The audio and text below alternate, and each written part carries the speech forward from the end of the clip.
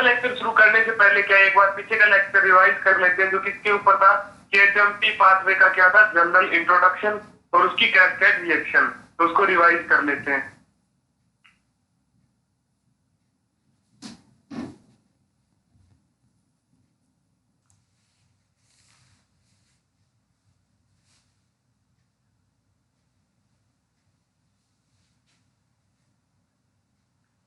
तो hexose monophosphate pathway, इसको क्या बोलते हैं, the hexose monophosphate shunt also known as the pentose phosphate pathway.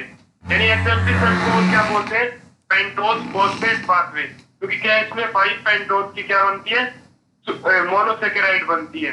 इसीलिए it is a unique pathway used to create product essential in the body for many reason. यानी unique क्या है, एक alternate यानी स्पेशल पाथवे है, एक रास्ता मार्ग है किस चीज के लिए, जो क्या है बॉडी के अंदर एसेंशियल प्रोडक्ट्स को फॉर्म करने के लिए काम में लिया जाता है। ठीक है, जैसे क्योंकि एचएमपी पाथवे में क्या है, राइबोज 5 फॉस्फेट क्या है मॉलिक्यूल बनता है, जो किसमें काम में आता है, डीएनए और आरएनए के सिंथेसिस में, यानी न्यूक्लिक मटेरियल के सिंथेसिस के अंदर। इसी तरीके से एनएडीपीएस बनता है, जो चाहे कोलेस्ट्रॉल वगैरह के सिंथेसिस में भी काम में आते हैं। Next, the HMP shunt is an alternative pathway to glycolysis and it used to produce ribose 5-phosphate and nicotinamide adenine dinucleotide phosphate यानी NADPH। The HMP shunt is an alternative pathway, यानी HMP जो shunt है वो क्या एक alternative pathway, alternate pathway किसका, glycolysis का। यानी ग्लाइकोलाइसिस के अंदर भी ग्लूकोज का ऑक्सीडेशन हुआ था, और एचएमपी पाथवे में किसका ऑक्सीडेशन होता है, ग्लूकोज का, लेकिन वो अल्टरनेट है यानी उससे अलग है। And is used to produce, और किस चीज के लिए अपन ने काम में लिया इसको, क्या चीज बनाने के लिए, राइबोज 5 फॉस्फेट को बनाने के लिए और एनएडीपीएस को बनाने के लिए। Next, this pathway occur in the oxidative and non oxidative phase, each comprising a series of reaction। यानी दिस पाथवे यानी HMP pathway occur in the oxidative और नॉन ऑक्सीडेटिव फेज, यानी एचएमपी पाथवे या फिर पीपीपी जो pathway है, pentose phosphate pathway, वो क्या है दो फेजेस में चलता है, एक तो ऑक्सीडेटिव फेज, एक नॉन ऑक्सीडेटिव फेज, और इन दोनों के अंदर ही क्या है रिएक्शंस की सीरीज चलती है, यानी अलग अलग कैस्केड रिएक्शन चलती है।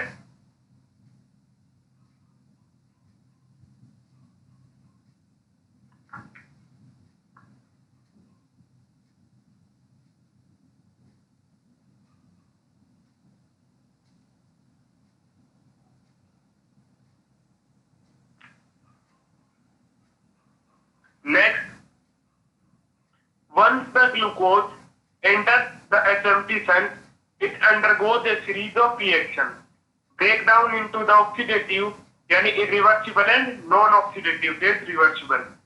यानी once the glucose enter in the HMP shunt, यानी एक बार ग्लूकोज का molecule alternative pathway HMP shunt के अंदर जब एंट्री कर जाता है, यानी उसमें इन्वॉल्व हो जाता है, it undergoes a series of reactions, यानी उसके अंदर क्या है फिर रिएक्शन की एक सीरीज यानी लंबी चेन शुरू हो जाती है, यानी ग्लूकोज का ब्रेकडाउन या उसका ब्रेकडाउन शुरू हो जाता है, यानी ग्लूकोज के मॉलिक्यूल का टूटना शुरू हो जाता है किसके अंदर, ऑक्सीडेटिव फेज में, यानी इरिवर्सिबल फेज है जो जिसको अपन रिवर्स नहीं कर सकते, विपरीत नहीं कर सकते।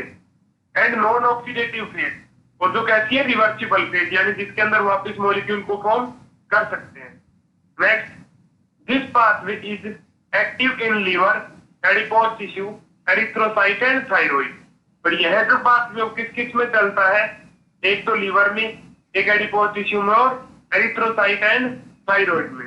Next, the HMP shunt is parallel to the glycolysis and take place in the cytoplasm. और एचएमपी शंट इज पैरेलल मतलब समांतर है किसी चीज से, किसके समांतर है, ग्लाइकोलाइसिस के। और ग्लाइकोलाइसिस के अंदर भी क्या हुआ था, ग्लूकोज का ऑक्सीडेशन या ब्रेकडाउन। वहां पे क्या था कि ग्लूकोज से अपने एनर्जी फॉर्म की थी, जबकि एचएमपी शंट में क्या है एसेंशियल प्रोडक्ट फॉर्म कर रहे हैं जो सेल बॉडी के लिए एसेंशियल है यानी जरूरी है।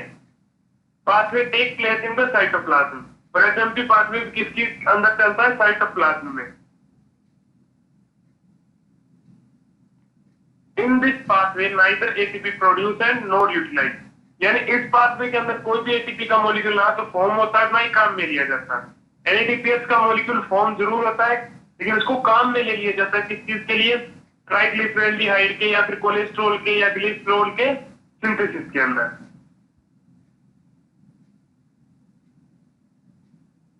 नेक्स्ट क्या है एचएमपी पाथ, जो एचएमपी पाथवे उसकी रिएक्शन, यानी डायरेक्ट अगर रिएक्शन देखें विदाउट ऑक्सीडेटिव और नॉन ऑक्सीडेटिव फेज के बिना, ग्लूकोज 6 फॉस्फेट किसमें कन्वर्ट हो जाता है, सीधा 6 फॉस्फोग्लूकोनोलेक्टोन के अंदर। एंजाइम कौन सा काम में आता है, ग्लूकोज 6 फॉस्फेट डिहाइड्रोजिनेटेज। फिर 6 फॉस्फोग्लूकोनोलेक्टोन किसमें कन्वर्ट हो रहा है, 6 फॉस्फोग्लूकोनेट के अंदर। एंजाइम काम में आ रहा है ग्लूकोनोलेक्टोन हाइड्रोलेज। फिर 6 फॉस्फोग्लूकोनेट किसमें कन्वर्ट हो रहा है आगे, 3 कीटो 6 फॉस्फोग्लूकोनेट में। और इस रिएक्शन के अंदर एंजाइम कौन सा काम में आ रहा है, 6 फॉस्फोग्लूकोनेट डिहाइड्रोजिनेज एंजाइम काम में आ रहा है और एक NADPH2 का मॉलिक्यूल फॉर्म हो रहा है।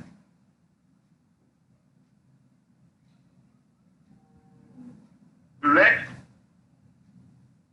नेक्स्ट क्या है, 3 कीटो 6 फॉस्फोग्लूकोनेट फिर किसमें कन्वर्ट हो रहा है, राइबुलोज 5 फॉस्फेट के अंदर। एंजाइम कौन सा काम में आ रहा है, डी कार्बोक्सिलेज।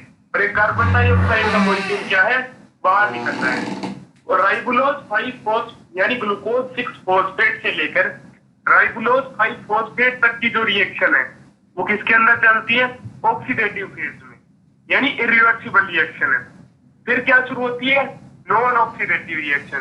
तो इसके अंदर क्या होता है कि राइबुलोज 5 फॉस्फेट किसके अंदर कन्वर्ट हो जाता है, जाइलुलोज 5 फॉस्फेट और राइबोज 5 फॉस्फेट के अंदर। राइबुलोज 5 फॉस्फेट अगर एपिमरेज एंजाइम की प्रेजेंस में कन्वर्ट होता है तो क्या बनता है, जाइलुलोज 5 फॉस्फेट। और अगर एंजाइम कौन सा काम में आता है, कीटो आइसोमरेज एंजाइम काम में आता है तो क्या बनता है, राइबोज 5 फॉस्फेट। नेक्स्ट फिर क्या है, ट्रांसकीटोलेज एंजाइम की प्रेजेंस में क्या है कि जो जाइलोज 5 फॉस्फेट है उसके 2 कार्बन के मॉलिक्यूल है वो किसके ऊपर ट्रांसफर हो जाते हैं, राइबोज 5 फॉस्फेट के अंदर। और राइबोज 5 फॉस्फेट किस में कन्वर्ट हो जाता है, सीडोहेप्टुलेज 7 फॉस्फेट के अंदर। यानी राइबोज 5 फॉस्फेट के अंदर 2 कार्बन के एटम और जुड़ गए तो किसमें हो गए, कितने एटम हो गए, 7। तो सीडोहेप्टुलेज 7 फॉस्फेट प्लस में क्या बच गया, ग्लिसरैल्डिहाइड 3 फॉस्फेट। फिर ये दोनों मॉलिक्यूल कंबाइन होकर कौन से एंजाइम की प्रेजेंस में, ट्रांसएल्डोलेज एंजाइम की प्रेजेंस में। तो सीडोहेप्टुलेज क्या है, 3 कार्बन के एटम ट्रांसफर करता है किसके ऊपर, यानी 3 कार्बन मोइटी ट्रांसफर करता है किसको, ग्लिसरैल्डिहाइड 3 फॉस्फेट को। तो क्या बन जाता है, ग्लिसरैल्डिहाइड 3 फॉस्फेट से क्या बन जाता है, फ्रक्टोज 6 फॉस्फेट प्लस में क्या बनता है, एरिथ्रोज 4 फॉस्फेट। फिर क्या है, ट्रांसकीटोलेज एंजाइम की प्रेजेंस में क्या हो जाता है, फिर कार्बन के 2 मॉलिक्यूल ट्रांसफर होते हैं जिससे क्या बनता है कि जाइलुलोज के अंदर से क्या है, 2 कार्बन के मॉलिक्यूल जो है वो किसके साथ अटैच हो जाते हैं, एरिथ्रोज 4 फॉस्फेट के साथ। और क्या बनता है, फ्रक्टोज 6 फॉस्फेट प्लस में ग्लिसरैल्डिहाइड 3 फॉस्फेट। और ये जो 2 मॉलिक्यूल है यानी फ्रक्टोज 6 फॉस्फेट और ग्लिसरैल्डिहाइड 3 फॉस्फेट इनको अपन किसके लिए काम में ले सकते हैं, इनको आगे ग्लाइकोलाइसिस और क्या है, क्रेब्स साइकिल के अंदर यूटिलाइज कर लिया जाता है। यहाँ पे मोस्ट इंपोर्टेंट कंपाउंड कौन सा बना, राइबुलोज 5 फॉस्फेट जो जेनेटिक मटेरियल के सिंथेसिस में काम में आता है। नेक्स्ट वही पाथवे है, इसके अंदर क्या है, ऑक्सीडेटिव पार्ट दिखाया गया है और क्या है, नॉन ऑक्सीडेटिव पार्ट। तो ग्लूकोज से लेकर रिएक्शन और राइबुलोज 5 फॉस्फेट तक की जो रिएक्शन है वो किसके अंदर चलती है, ऑक्सीडेटिव पार्ट के अंदर, यानी जो इरिवर्सिबल रिएक्शन है। फिर राइबुलोज 5 फॉस्फेट से लेकर फ्रक्टोज 6 फॉस्फेट प्लस में ग्लिसरैल्डिहाइड 3 फॉस्फेट तक की जो रिएक्शन है वो कैसी है, नॉन ऑक्सीडेटिव पार्ट है। शुरू में क्या है, ग्लूकोज किस में कन्वर्ट होता है, ग्लूकोज 6 फॉस्फेट में। फिर वही ग्लूकोज 6 शुरू में देखिए क्या होता है कि ग्लूकोज 6 फॉस्फेट किस में कन्वर्ट होता है, 6 फॉस्फोग्लूकोनोलेक्टोन में। एंजाइम कौन सा काम में आता है यहाँ पे, ग्लूकोज 6 फॉस्फेट डिहाइड्रोजिनेटेज एंजाइम या डिहाइड्रोजिनेज एंजाइम। एक NADPH2 का मॉलिक्यूल फॉर्म हो जाता है किसके अंदर, SMP पाथवे में।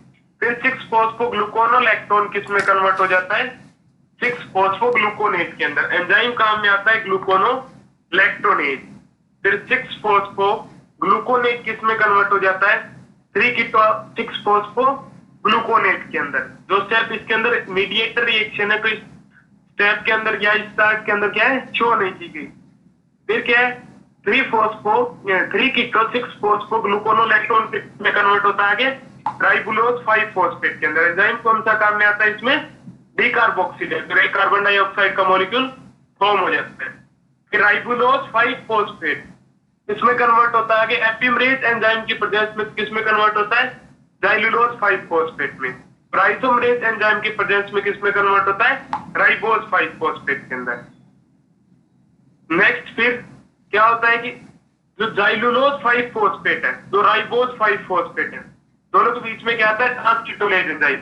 जो 2 कार्बन मोइटी किससे लेके, जाइलुलोज 5-फॉस्फेट से 2 कार्बन के मॉलिक्यूल लेके मोइटी लेके किसके ऊपर ट्रांसफर कर देता है, किसको दे देता है, राइबोज 5-फॉस्फेट के। 5 है यानी 5 पेंटोज 5-फॉस्फेट है, 5 कार्बन के एटम प्रेजेंट है, 2 कार्बन के एटम मिलके कितने बन गए, स्यूडोहेप्टिलेज। तो क्या बन गया, स्यूडोहेप्टिलेज प्लस जाइलुलोज से क्या बन गया, 2 कार्बन के एटम चले गए तो 3 बचे, तो क्या बन गया, ग्लिसरेल्डिहाइड 3-फॉस्फेट। तो स्यूडोहेप्टिलेज 7-फॉस्फेट प्लस में ग्लिसरेल्डिहाइड 3-फॉस्फेट। फिर एंजाइम काम में आता है ट्रांसएल्डोलेज, जो क्या करता है, स्यूडोहेप्टिलेज से 3 कार्बन के एटम लेके किसके ऊपर ट्रांसफर कर देता है, ग्लिसरेल्डिहाइड 3-फॉस्फेट के अंदर। तो स्यूडोहेप्टिलेज से 3 कार्बन के मॉलिक्यूल लेके किसको दे दिए, ग्लिसरेल्डिहाइड 3-फॉस्फेट को। तो क्या बना कि 4 कार्बन के एटम तो किसमें बने, स्यूडोहेप्टिलेज में बच गए, रिमेनिंग रह गए, तो उससे क्या बना, एरिथ्रोज 4-फॉस्फेट। और क्या बन गया प्लस में, फ्रक्टोज 6-फॉस्फेट। फिर क्या है कि एरिथ्रोज 4-फॉस्फेट के अंदर 2 कार्बन मोइटी ट्रांसकीटोलेज एंजाइम की प्रेजेंस में किससे ले लिए वापस, जाइलुलोज 5-फॉस्फेट से। और फिर आगे क्या बन गया, एरिथ्रोज से फ्रक्टोज 6-फॉस्फेट प्लस में ग्लिसरेल्डिहाइड 3-फॉस्फेट। ये क्या है, एंड प्रोडक्ट है किसके, SMP सेट के। और इन दोनों को आगे किसमें काम में लिया जाता है, ग्लाइकोलाइसिस या फिर क्रैश साइकिल के अंदर एनर्जी फॉर्मेशन के लिए। और इसके अंदर मोस्ट इंपोर्टेंट कंपाउंड क्या बना, NADPH और राइबुलोज 5-फॉस्फेट।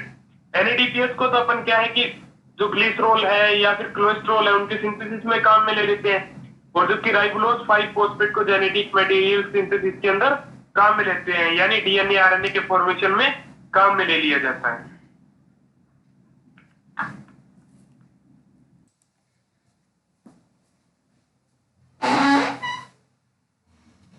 नेक्स्ट है रिएक्शंस ऑफ एटम्पिशन।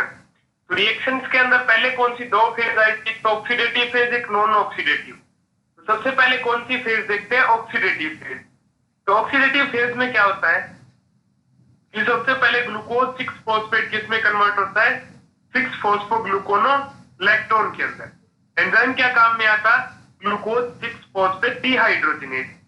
साथ में क्या काम में आता है कि एक NADPH का मॉलिक्यूल फॉर्म हो जाता है यहाँ पे। नेक्स्ट स्टेप में क्या हुआ था, 6-फॉस्फोग्लूकोनोलैक्टोन किसमें कन्वर्ट हो गया था, 6-फॉस्फोग्लूकोनेट के अंदर। एंजाइम कौन सा काम में आया था, ग्लूकोनोलैक्टोन हाइड्रोलिज एंजाइम। ठीक है, फिर 6-फॉस्फोग्लूकोनोलैक्टोन किसमें कन्वर्ट होता है आगे, वैसे मीडिएटर रिएक्शन में 3-कीटो 6-फॉस्फोग्लूकोनेट के अंदर। एंजाइम क्या काम में आया था, 6-फॉस्फोग्लूकोनेट डिहाइड्रोजिनेज। फिर क्या है, यहाँ पे क्या है, कार्बन डाइऑक्साइड का मॉलिक्यूल बाहर निकल गया था।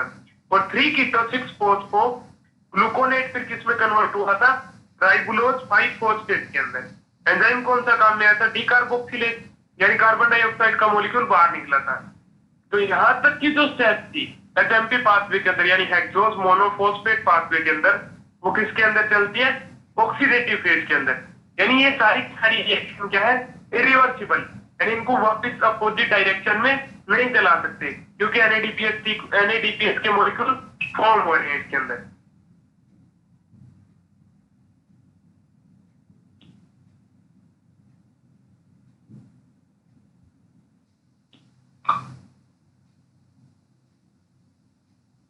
तो सबसे पहले देखिए क्या है, oxidative phase.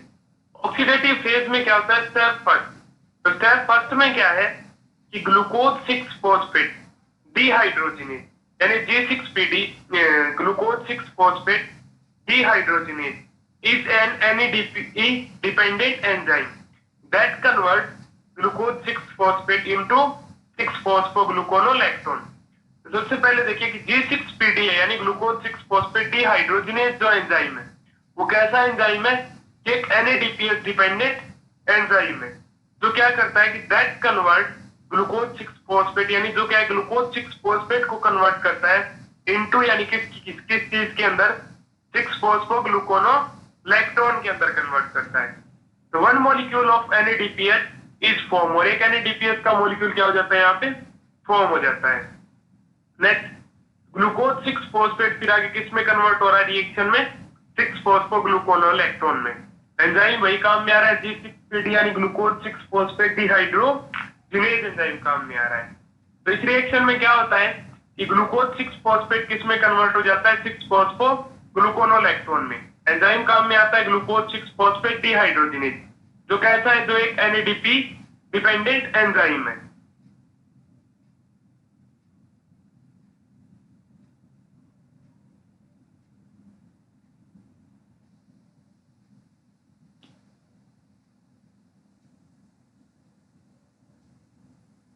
Next, step second.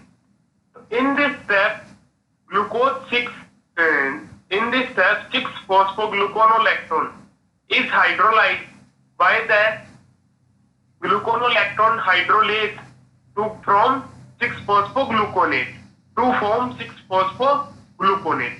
तो इसमें देखिए in this step यानी इस चरण में 6-phosphogluconate is hydrolase यानी जो फॉस्फोग्लूकोनोलैक्टोन है वो क्या हो जाता है हाइड्रोलाइसिस हो जाता है किसके अंदर कौन से एंजाइम की प्रेजेंस में ग्लूकोनोलैक्टोन हाइड्रोलेज एंजाइम की प्रेजेंस में। और कंपाउंड कौन सा फॉर्म करता है 6-phosphogluconate फॉर्म करता है। तो नीचे रिएक्शन में देखिए कि 6-phosphogluconate क्या है फॉर्म हो रहा है कौन से एंजाइम की प्रेजेंस में ग्लूकोनोलैक्टोन हाइड्रोलेज एंजाइम की प्रेजेंस में। और क्या है फॉर्म क्या हो रहा है इस रिएक्शन में सेकंड स्टेप में 6-phosphogluconate।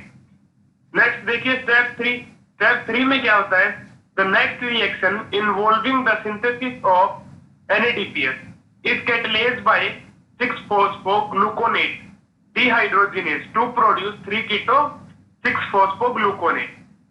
तो इस रिएक्शन में क्या होता है कि the next reaction involving the synthesis of NADPH यानी नेक्स्ट रिएक्शन में क्या होता है इन्वॉल्व होता है क्या NADPH का सिंथेसिस और जो कैटलाइज किसके द्वारा की जाती है कौन से एंजाइम के द्वारा 6-phosphogluconate डिहाइड्रोजिनेज एंजाइम के द्वारा। और जिसके अंदर प्रोड्यूस क्या होता है कौन सा कंपाउंड बनता है 6-phosphogluconate से 3-keto 6-phosphogluconate कंपाउंड बनता है इस रिएक्शन में। तो नेक्स्ट देखिए 6-phosphogluconate किसमें कन्वर्ट हो जाता है 3-keto 6-phosphogluconate के अंदर कन्वर्ट हो जाता है। एंजाइम कौन सा काम में आता है डिहाइड्रोजिनेज और एक NADPH का मॉलिक्यूल क्या हो जाता है इस रिएक्शन में फॉर्म हो जाता है। और ये दो मॉलिक्यूल यहाँ तक फॉर्म हुए NADPH के वो किस चीज में काम में आते हैं वो क्या है कि लिपिड्स के सिंथेसिस में फैटी एसिड के सिंथेसिस में क्या हो जाते हैं काम में आ जाते हैं।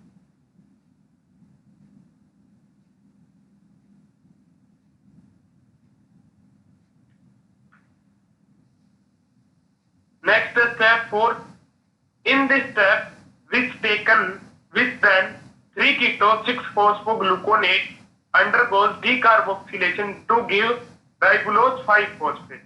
यानी in this step इस स्टेप में क्या होता है which then यानी जिसमें 3-keto 6-phosphogluconate जो आपने किसमें फॉर्म किया था स्टेप 3 के अंदर undergoes decarboxylation जो कि कौन सी रिएक्शन में चला जाता है decarboxylation रिएक्शन में और क्या फॉर्म करता है राइबुलोज 5-phosphate फॉर्म करता है।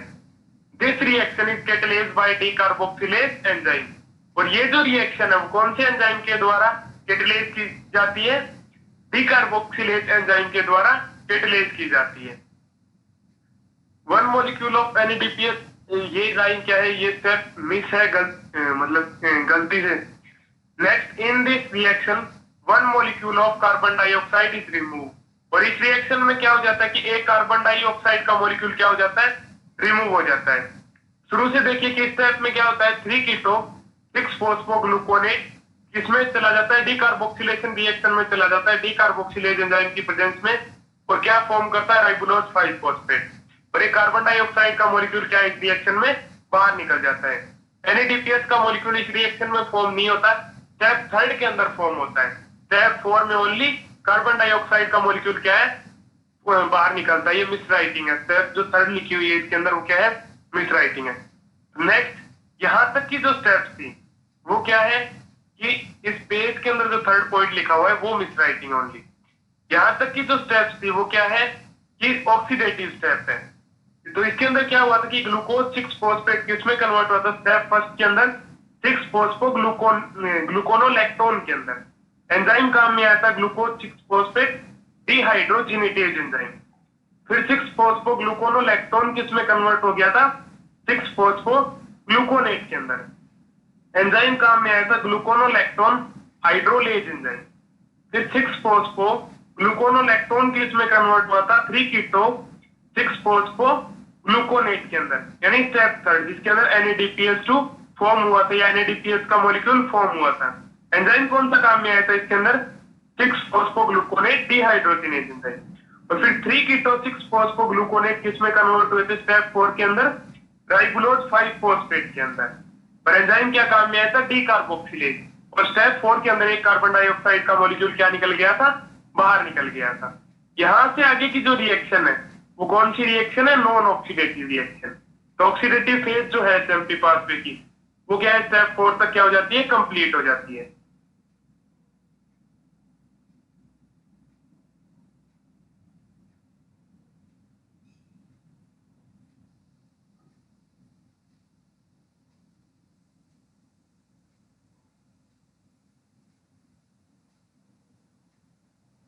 नेक्स्ट है नॉन ऑक्सीडेटिव फेज।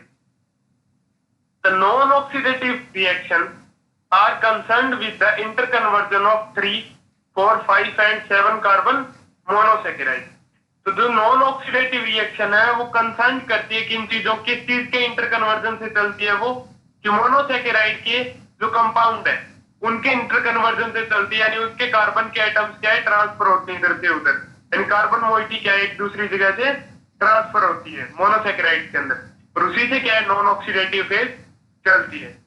नेक्स्ट देखिए आप स्टेप 5, यानी क्या है, राइबोलोज 5 फॉस्फेट। फिर आगे किसमें कन्वर्ट हुआ था कि 2 एंजाइम्स कन्वर्ट हुए थे, एक तो जाइलुलोज 5 फॉस्फेट के अंदर, एक है राइबोज 5 फॉस्फेट के अंदर। तो राइबोलोज 5 फॉस्फेट स्टेप 5 के अंदर क्या हुआ था, the enzyme epimerase convert ribulose 5 phosphate into xylulose 5 phosphate.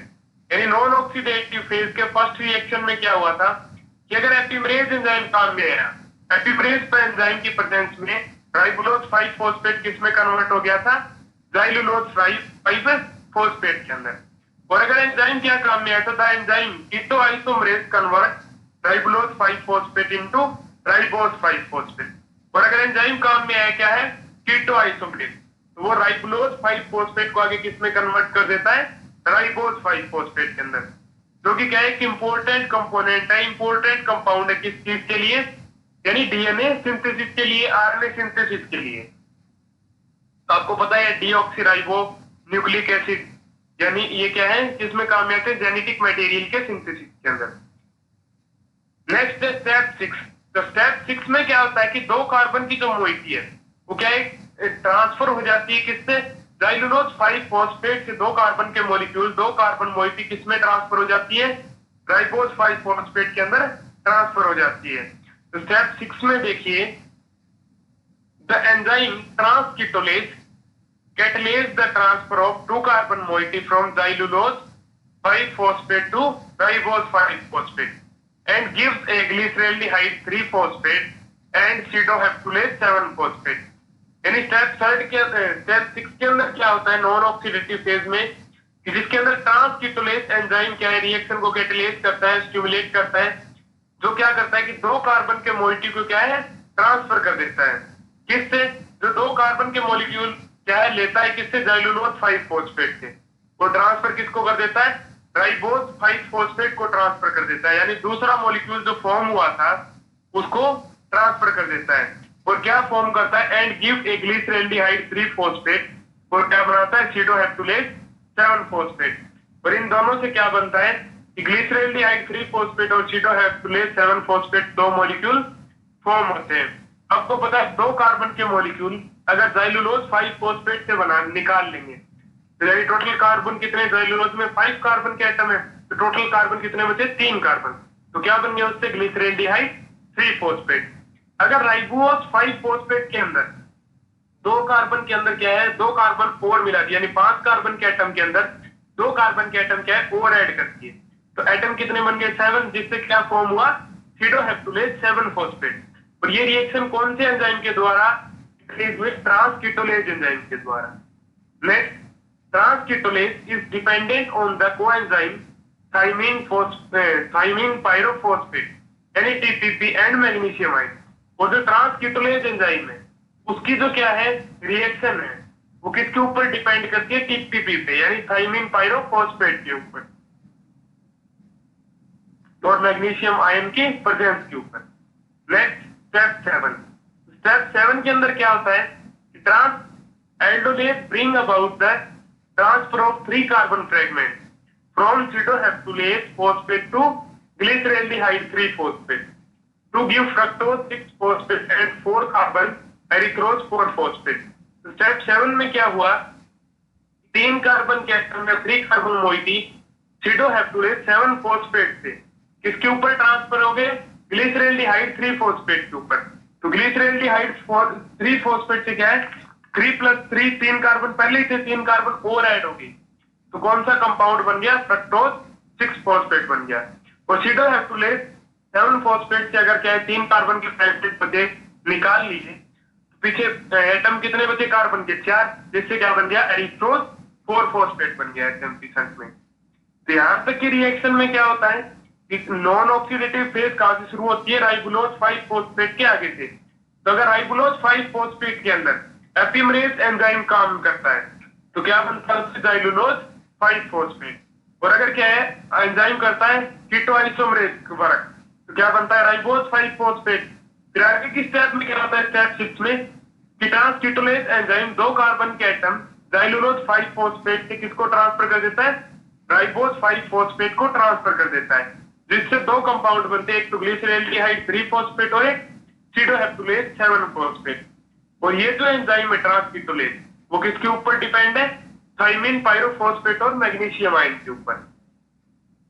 और फिर क्या है कि ये जो फॉर्म ये किए अपन ने ग्लिसरॉल्डिहाइड 3 फॉस्फेट और सीडोहेप्टुलेज 7 फॉस्फेट, उसके अंदर क्या होता है कि 3 कार्बन के एटम सीडोहेप्टुलेज से एल्डोलेज एंजाइम की प्रेजेंस में किसको ट्रांसफर कर दिए जाते हैं, ग्लिसरॉल्डिहाइड 3 फॉस्फेट से, जिससे क्या कंपाउंड फॉर्म होता है, एक तो फ्रक्टोज 6 फॉस्फेट कंपाउंड फॉर्म होता है और क्या बनता है, एरिथ्रोज 4 फॉस्फेट बनता है।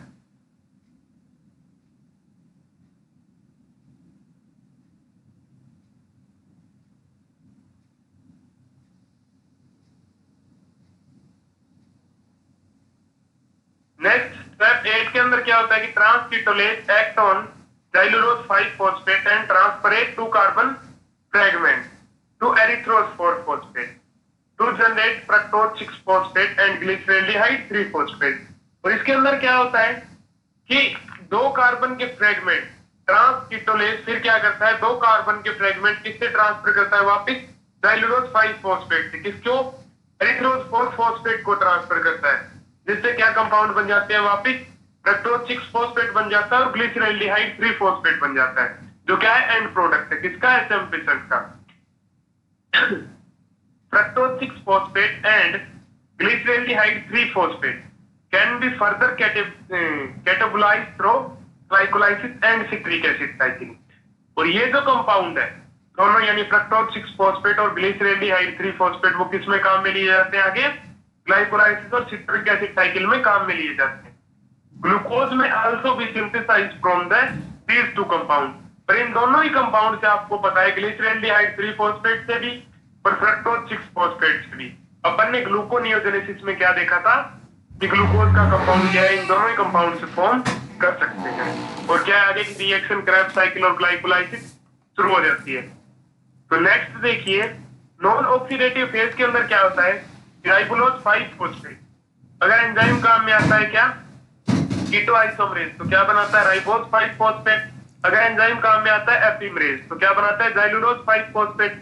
फिर एंजाइम क्या काम में आता है नेक्स्ट रिएक्शन में, ट्रांसक्रिप्टोलेज, जो जाइलुलोज 5 फॉस्फेट से 2 कार्बन के एटम किसको ट्रांसफर कर देता है, राइबोज 5 फॉस्फेट को, जिससे क्या बन जाता है सिडोहेप्टुलेज 7 फॉस्फेट, और क्या बन जाता है ग्लिसरैल्डिहाइड 3 फॉस्फेट। फिर कौन सा एंजाइम, ट्रांस एल्डोलेज एंजाइम, जो क्या है 3 कार्बन के एटम सिडोहेप्टुलेज 7 फॉस्फेट से लेके किसको दे देता है ग्लिसरैल्डिहाइड 3 फॉस्फेट को, जिससे क्या बनता है एरिथ्रोज 4 फॉस्फेट, और क्या बनता है फ्रक्टोज 6 फॉस्फेट। फिर फिर ट्रांसकीटोलेज एंजाइम जाइलुलोज 5 फॉस्फेट से क्या है 2 कार्बन के एटम किसको ट्रांसफर कर देता है, एरिथ्रोज 4 फॉस्फेट को, जिससे क्या बनता है जाइलुलोज 5 फॉस्फेट के आगे क्या बन जाता है, फ्रक्टोज 6 फॉस्फेट बन जाता है, और क्या बन जाता है ग्लिसरैल्डिहाइड 3 फॉस्फेट बन जाता है। और ये दोनों ही जो कंपाउंड है फ्रक्टोज 6 फॉस्फेट और ग्लिसरैल्डिहाइड 3 फॉस्फेट, वो क्या है ग्लाइकोलाइसिस और क्रेब्स साइकिल में क्या है आगे यूटिलाइज कर लिए जाते हैं। और जिसके अंदर ट्रांसकीटोलेज एंजाइम काम में आया था वो किसके ऊपर डिपेंड करता है, थाइमीन पायरोफॉस्फेट के अंदर और मैग्नीशियम आयन के ऊपर। और इस रिएक्शन के अंदर यानी एचएमपी पाथवे के अंदर जो कंपाउंड बने थे राइबोज 5 फॉस्फेट और एनएडीपीएस, एनएडीपीएस तो क्या है कि फैटी एसिड के सिंथेसिस के अंदर काम में ले ली जाती है, और राइबोज 5 फॉस्फेट जेनेटिक मटेरियल के अंदर सिंथेसिस के अंदर काम में लिए जाते हैं। इसलिए क्या है एचएमपी पाथवे एसेंशियल है ह्यूमन बॉडी के लिए, क्योंकि सेल्स के अंदर जेनेटिक मटेरियल क्या है इंपॉर्टेंट है। नेक्स्ट लेक्चर आपका किसके ऊपर होगा, प्रोटीन के ऊपर, यानी सेकंड बायोमोलिक्यूल के ऊपर। Thanks to all.